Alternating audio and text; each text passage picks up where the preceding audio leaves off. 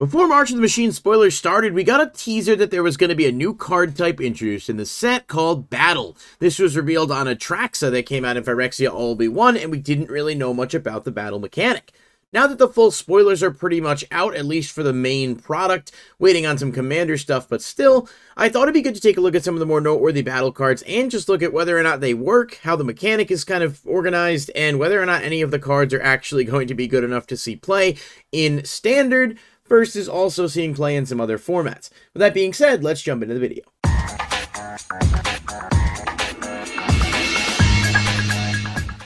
Thank you guys so much for checking out the video, and if you do enjoy what I do here, please hit the like button and subscribe. Consider clicking the bell icon if you want to stay notified with up-to-date videos when they're posted. And again, I love to interact with everybody and get people's thoughts, so if you want to share a comment down below, certainly let me know what you think of these card types. So, the battle is brand new. This has never been done before in Magic, and one of the things people were wondering was what exactly we'd see and how it was going to look, and it's certainly a bit of an interesting mechanic. They are not enchantments, they are not anything like that, they are considered non-land permanents, but we've seen a lot of new cards in the newest set sort of specifically mention battles in terms of dealing damage, and a few that specifically overt mentioning them. So I think there may be a bit of rules clarification that we still need to see, but overall it's pretty easy to get a sense of how they work. So let's take a look at the first one here, Invasion of Pyrulia. Now just using this as the baseline here, you can see that in the bottom right hand corner, there's that almost like star looking shape with a number, and that is the number of defense counters or health that the battle itself has. When you put a battle into play, at least for all the revealed types we've seen so far, you choose an opponent, that opponent has to protect the battle. When the battle is defeated, you can then transform it, turning it into whatever's on the other side, and bring it to the field under your control. A lot of these battles actually have things that take effect when they're put into play as well, so we'll go through and explain sort of how it works and why some might not be super great in Standard because of the sort of slowness that is related to them. But let's look at Invasion of Pyrulia first. This card costs a green and a blue and says when this card enters the battlefield, choose an opponent to protect it. You and others can attack it. When it's defeated, cast it transformed. So just an interesting note, if you're playing EDH or any other multiplayer type format, other players can attack this to help you get your transformation faster, which may not always happen, but if you're trying to overcome an opponent's board and maybe want people to help you out for whatever, reason, if you can successfully politic that, then it might help you to get to your transformation faster. This card says when Invasion of Pyrulia enters the battlefield, scry 3, then reveal the top card of your library. If it's a land or double-faced card, draw a card. Double-faced meaning anything, of course, that transforms. So it's alright, it's not bad, it does fall in line with the theme of what green-blue typically does, and there are other cards like it that are obviously not battles, but have similar effects. When all 4 counters are removed, it then transforms into Gargantuan Slabhorn. It is a 4/4 creature, a beast with trample and ward 2. Other transform permanents you control have trample and ward 2. So this one's not bad, but it's also not anything great. Definitely not the hardest one to bring out, but keep in mind that in Standard games or any one-on-one formats, getting rid of those 4 counters is not going to be as easy as it may seem on paper. The games typically go back and forth pretty quick, and the opponent can obviously block, so if they don't want to let you get the transformation out, it's just going to be kind of sitting there, and you have to consider whether or not the base effect of the front side is going to be worth playing it. In this case, it might be, and as good as Gargantuan Slabhorn is, I actually think I could see this being one of the ones that is a bit better, if not for the fact that there aren't too many decks that play green-blue that are just that are like good enough to warrant that type of inclusion. But then again, there's still a lot of things that are going to be upcoming and changes in the format, so it could easily become better. I definitely think this is a bit of a middle-of-the-road card, but it's not terrible, and certainly is on the better end of some of the battles we've seen so far. Next up, I think we've got one that's actually really solid, and that is Invasion of Ixalan. So this is 1 and a green, and it says when Invasion of Ixalan enters the battlefield, look at the top 5 cards of your library. You may reveal a permanent card from among them and put it into your hand. Put the rest on the bottom of your library in a random order. So this, of course, a low-cost card that allows you to dig into the deck and improve consistency, and getting any permanent is pretty solid, especially in green where there's a lot of different options. I could easily see this boosting the green-white poison deck just to dig further to get it to your Venerated Rot Priests or pretty much anything else you need. Skrell's Hive, maybe not like, some of your instants for obvious reasons, but it's definitely good and it's low cost. It has 4 counters, so meaning it's a little heavy on the counter side. I think some people have definitely indicated that 3 counters is going to be the barometer to determine whether or not a card is like really good or kind of not necessarily as good, but it turns into Belligerent Regisaur, and this is a 4/3 dinosaur with trample. It says whenever you cast a spell, Belligerent Regisaur gains indestructible until end of turn. I actually think this one is pretty solid as a whole. The indestructible mixed with the trample is pretty good, and honestly is kind of worth getting rid of the 4 counters if you can pull it off.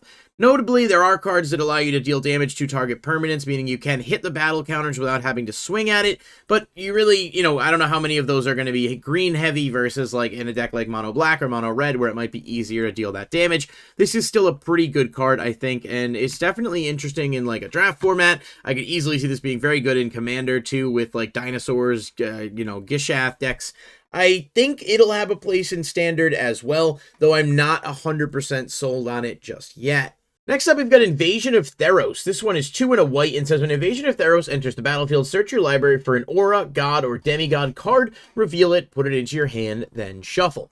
Now, to my knowledge, there are not a crazy amount of gods that are currently legal in Standard. I do know that we're getting a couple of new ones in March of the Machines, and it's very possible that we get new ones additionally in Aftermath or Wild of Eldraine later, but just based on the current card pool, I do not think this is going to be game-breaking in any capacity for Standard. However, in formats like Commander and even Pioneer, where a lot of the Theros gods are legal, this is a really good search option that actually transforms into a neat creature. This transforms into Ifara Ever Sheltering, a legendary enchantment creature, god, and it says Ifara Ever Sheltering has lifelink and indestructible as long as you control at least 3 other enchantments. Whenever another enchantment enters the battlefield under your control, draw a card.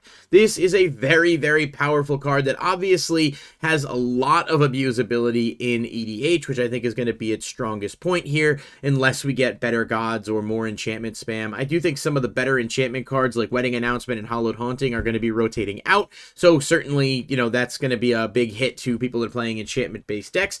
However, even cards like Spirited Companion can turn this into a draw 2. It's not terrible, and I do think the card as a whole is pretty solid in other formats, but again, one of the bigger things to note is that this has 4 counters. You're getting 4 counters off to get to this point, and it may just be too slow of a mechanic for Standard format. Now, that's not to say all of them are bad. Look at Invasion of Kassus. This costs 2 and 2 red, and it says when Invasion of Kassus enters the battlefield, it deals 3 damage to each creature and each planeswalker. So this is a pretty good board wipe option. It's very similar to Brother's End, and Brother's End is not going anywhere. So I will say in most cases, it's likely that this will actually end up being played only in decks that can really utilize it in addition to Brother's End, or the backside of this, which I'll talk about in just a moment. But this is decent with 4 counters. Dealing 3 damage to creatures and planeswalkers is certainly not a bad option for red decks. Mono red is one of the stronger decks in the format, and I will say it typically gravitates towards lower cost cards. I don't know if the 4 might be a bit too much for something you might be able to accomplish otherwise, but I think this has a really good transformation. When this turns over, it becomes Refraction Elemental, and it has Ward, pay 2 life. It then says whenever you cast a spell, Refraction Elemental deals 2 damage to each opponent. Now, in Standard, where mono red is already a really powerful deck, this card definitely caught my eye. The Ward is, of course, nice because they're going to take damage regardless, but dealing 2 damage each time you cast a spell means you can utilize spells like Lightning Strike or even lower cost spells like Play with Fire and the Festivities and so forth to turn it into a lot of damage really fast. And the fact that your opponent can't just necessarily get over it without at least having to pay some life costs, and assuming that, you've resolved Invasion of Kassus, you've already got this going for you. I just, again, and I keep feeling like I'm going back to the same point, worry about the overall, speed of it and how quickly you can get there, and a deck like mono red that wants to play really fast may have trouble justifying playing this over other things. But Refraction Elemental is a really strong card, and I think the front side of this is pretty good. It'll be around for a while, I'm sure, given the time and table of the set, so we'll have to see whether or not it actually ends up doing anything. But I like it on paper as a card that could really be solid. Now, Invasion of Innistrad. The zombies have risen up to protect their home fortress, I suppose, and this is 2 and 2 black, and it has Flash. When Invasion of Innistrad enters the battlefield, target creature and opponent controls gets -13/-13 until end of turn. So this is non-destroying removal that's likely going to be able to take out most things with ease, and being able to flash in is pretty solid. It is a bit of a steep cost at 4, but considering the effect and the fact that you can pretty much get over anything, barring a few exceptions, even getting around indestructible, is really solid. Now, it has 5 counters, which means transforming it is almost never going to happen unless your deck is specifically designed that way, but it does turn into Deluge of the Dead, which says when Deluge of the Dead enters the battlefield, create 2 2/2 black zombie creature tokens. Then you can pay 2 and a black, exile target card from a graveyard. If it was a creature, create a 2/2 black zombie creature token. So, not bad overall, and I think in EDH this definitely has a strong place as well in decks like Scarab God and Wilhelt, where you're able to like manipulate how many tokens you're making and having that option of board wipe. But in Standard, I could really only see this being used for the front side, given the fact that those 5 counters are going to be pretty significant. Now, in my opinion, one that's definitely going to see play in mono red is Invasion of Mercadia. This is 1 and a red, and it says when this enters the battlefield, you may discard a card. If you do, draw 2 cards. Draw power is obviously tough to come by for red, especially in any sense that generates advantage, and this is pretty good, along with, I think it's Bitter End or Bitter Reunion, which came out in Brothers War. So there's already another card in the format that does that, but too much draw power is not usually a problem when your deck is designed, you know, to try to end the game as quickly as possible, and you want to get to what you need. Now, this does have 4 counters, so I don't know how often you're going to be using it for its backside effect, but it turns into Chiron Flamewright, which is a Goblin Spellshaper with 2 and a red, tap, discard a card, create 2 1/1 blue and red elemental creature tokens. Creatures you control get +1/+0 and gain haste until end of turn. I don't really see a scenario where you're ever going to be intentionally going to get this out because it is a bit slow, it does tap itself, and it has a steep cost, but on, you know, the off chance that you do, it's certainly not bad to help push for game. I really think the strength of this card is on the front side of it, and it's just a good tool for red to have extra access to. Now we've got Invasion of Mercadia next, which is 4 and a green, so it's the heaviest cost I've seen so far for one of these, and it says when this card enters the battlefield, put a +1/+1 counter on target creature you control. Then that creature fights up to 1 target creature you don't control. Pretty standard green effect. Being able to put the counter on something is certainly nice. But this has 6 counters on it, which is a very steep amount to get off in any way. And it turns into Primordial Plasm, which is an ooze creature that says at the beginning of combat on your turn, another target creature gets +2/+2 and loses all abilities until end of turn. It is pretty lackluster as a whole and is an example of a battle that just doesn't really hit the mark. I don't see this having too much of a place in any format. There are plenty of cards that allow your creatures to fight creatures you don't control that cost way less, and the transformation is really not going to be worth it, I don't think. Losing the abilities and such is probably going to be more problematic than helpful, though I'm sure some people with a vast knowledge of the card pool know of a few scenarios where you could actually turn that into a positive. But this one is just, again, one of the things I think people will point you to say, okay, so like this is just pack filler. It's not really going to do much for me, even in a draft format. Like I'd be remiss to see how drafting this is going to be better than some other things that you could pick. And finally, Invasion of Asgul. This is 1 black and 1 red, and I actually think this one is pretty solid too. When this card enters the battlefield, target player sacrifices a creature or planeswalker and loses 1 life. That's just strong, and black-red is a pretty decent color combination. I know EDH is going to like this a lot as an option, and, you know, you can certainly utilize this in a way where your opponent has to sacrifice something good. There's definitely ways to make this work to your advantage. But it also turns into Ashen Reaper, which is a zombie elemental with menace that says at the beginning of your end step, put a +1/+1 counter on Ashen Reaper if a permanent was put into a graveyard from the battlefield this turn.